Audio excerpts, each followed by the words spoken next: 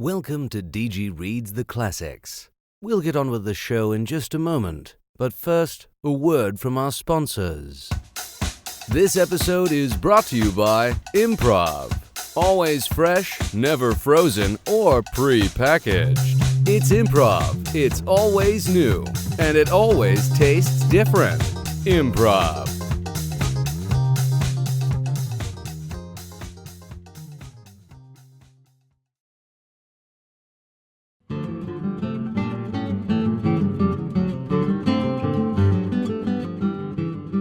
Hello, and thank you for listening to DG Reads the Classics, where I, your host, DG, or Doug, or Douglas if you're angry at me, read to you the classics with a twist, where I go off on tangents and other kinds of riffs or directions, windy roads, rivers, paths, where I just comment on anything that piques my interest.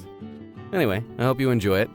I'll be reading A Journey into the Center of the Earth, written by Jules Verne, translated by Frederick Amadeus Malleson, published in 1887.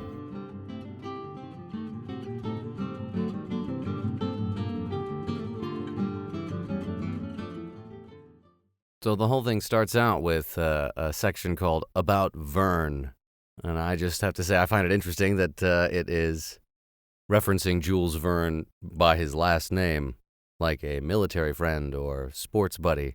What up, Verne? Good push-ups today, Verne. Jolly good, Verne. I think he'll be a portly older British man that reads this section. About Verne. Jules Gabriel Verne, February 18th, 1828 to March 24th, 1905, was a French author who pioneered the science fiction genre. He's best known for novels such as Journey to the Center of the Earth, 1864, 20,000 Leagues Under the Sea, 1870, and Around the World in 80 Days, 1873.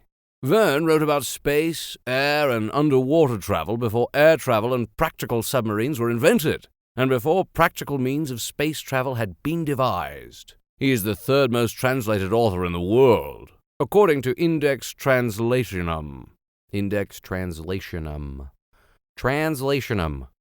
What? What is that, a sanctum for translators? Anyway. Some of his books have been made into films. Verne, along with Hugo Gernsback and H.G. Wells, is often popularly referred to as the father of science fiction. Okay, on with the story. Chapter 1. The Professor and His Family. On the 24th of May, 1863, my uncle, Professor Lindenbrock, rushed into his little house, number 19 Koenigstrasse, one of the oldest streets in the oldest portion of the city of Hamburg. Martha must have concluded that she was very much behindhand, for the dinner had only just been put into the oven. Already we can tell that this is going to be a wordy book. Amazing how people wrote way back when.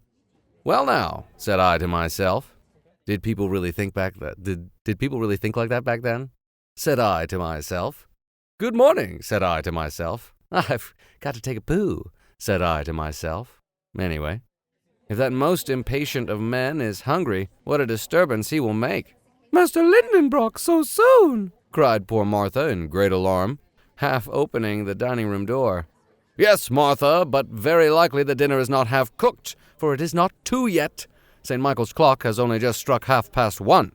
Then why has the master come home so soon? Perhaps he will tell us that himself. Oh, here he is, Monsieur Axel. I will run and hide myself while you argue with him. And Martha retreated into safety into her own dominions. I was left alone. But how was it possible for a man of my undecided turn of mind to argue successfully with so irascible a person as the professor? With this persuasion, I was hurrying away to my own little retreat upstairs when the street door creaked upon its hinges. Heavy feet made the whole flight of stairs shake, and the master of the house, passing rapidly through the dining room, threw himself in haste into his own sanctum. But on his rapid way he had found time to fling his hazel stick into the corner, his rough broad brim upon the table, and these few emphatic words at his nephew. Axel, follow me! I had scarcely had time to move when the professor was again shouting after me, What, not come yet? And I rushed into my redoubtable master's study.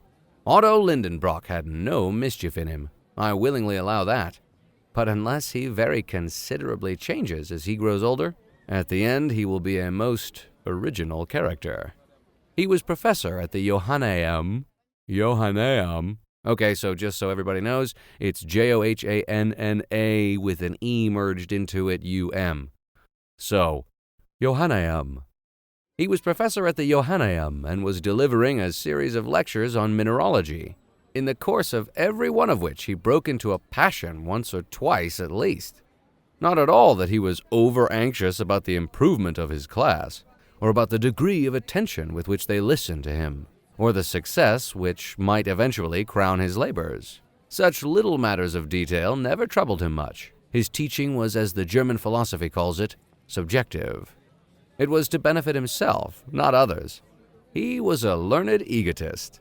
He was a well of science, and the pulleys worked uneasily when you wanted to draw anything out of it. In a word, he was a learned miser. Oh, what a fun-sounding guy. Germany has not a few professors of this sort. To his misfortune, my uncle was not gifted with a sufficiently rapid utterance, not to be sure when he was talking at home, but certainly in his public delivery. This is a want much to be deplored in a speaker. The fact is that during the course of his lectures at the Johanneum, the professor often came to a complete standstill. He fought with willful words that refused to pass his struggling lips. Such words as resist and distend the cheeks, and at last break out into the unasked-for shape of a round and most unscientific oath. Then his fury would gradually abate. Now, in mineralogy, there are many half-Greek, half-Latin terms very hard to articulate, and which would be most trying to a poet's measures. I don't wish to say a word against so respectable a science, far be it from me. Really, the study of rocks. True, in the august presence of rhombohedral crystals, retinophaltic resins, gelanites, phasolites, molybdenites, tungstenates of manganese, and titanate of zirconium, why, the most facile of tongues may make a slip now and then. Yeah, and for real, okay, so a whole bunch of people who find rocks the most interesting thing in the world decide to give the most obnoxious names to them. Talk about exclusionary. What are you going to do when you want to introduce somebody to rocks?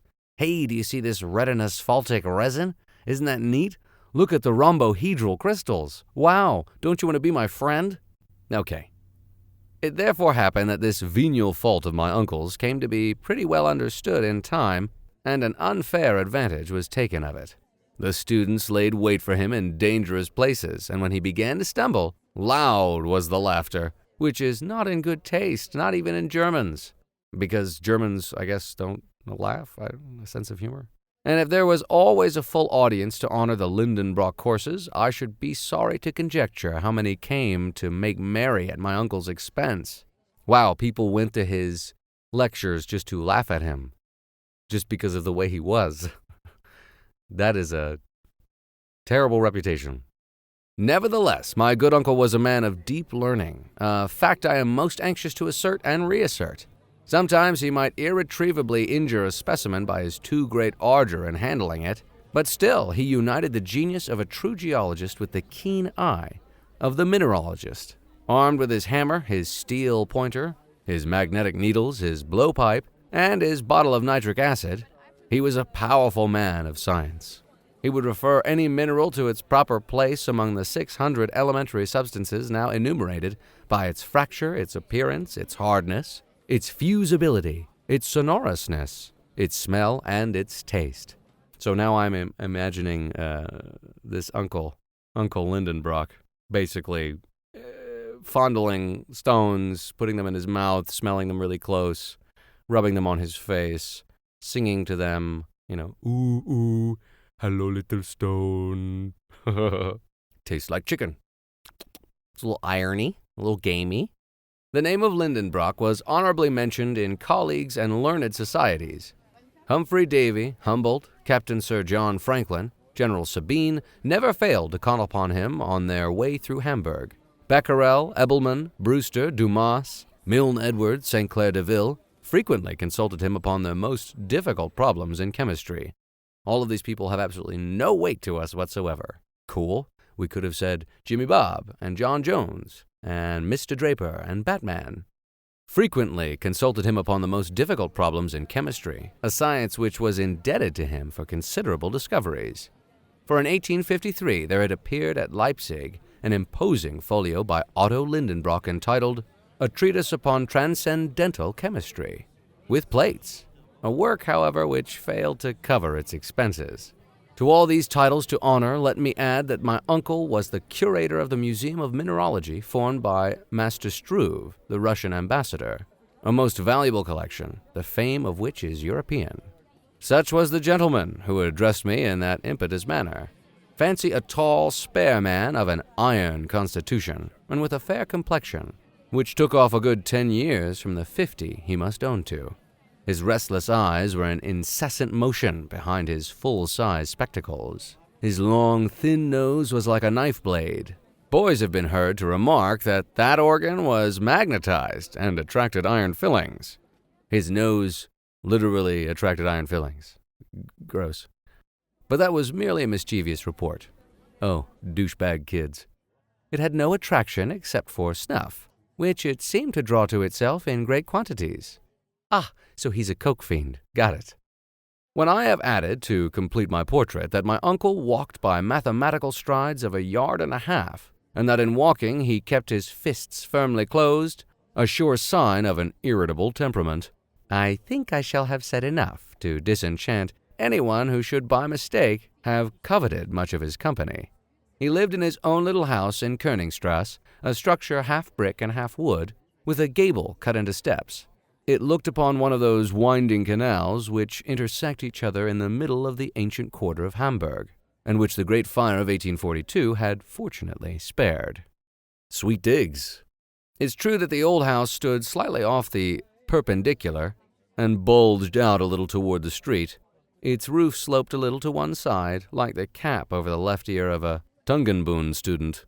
Its lines wanted accuracy, but after all it stood firm, thanks to an old elm which buttressed it in front, and which often in spring sent its young sprays through the window panes. My uncle was tolerably well off for a German professor. The house was his own and everything in it. The living contents were his goddaughter Groben, a young Virlandaise of 17, Martha, and myself. As his nephew and an orphan, I became his laboratory assistant. I freely confess that I was exceedingly fond of geology and all its kindred sciences. He really dug those rock names. The blood of a mineralogist was in my veins, and in the midst of my specimens, I was always happy. Rocks never talk back. In a word, a man might live happily enough in the little old house in the Koenigstrasse, in spite of the restless impatience of its master, for although he was a little too excitable, he was very fond of me. But the man had no notion of how to wait. Nature herself was too slow for him. In April, after I had planted in the terracotta pots outside his window seedling plants of mignonette and convolvulus, he would go and give them a little pull by their leaves to make them grow faster. In dealing with such a strange individual, there was nothing for it but to prompt obedience. I, therefore, rushed after him. End of chapter 1. Hey, thanks for joining me. If you enjoyed this video, click like, subscribe, tell your friends, listen to it again, post it, share it, stop, rewind it, all that good stuff, behind it. I don't know. Enjoy. Thank you very much, and look forward to chapter 2.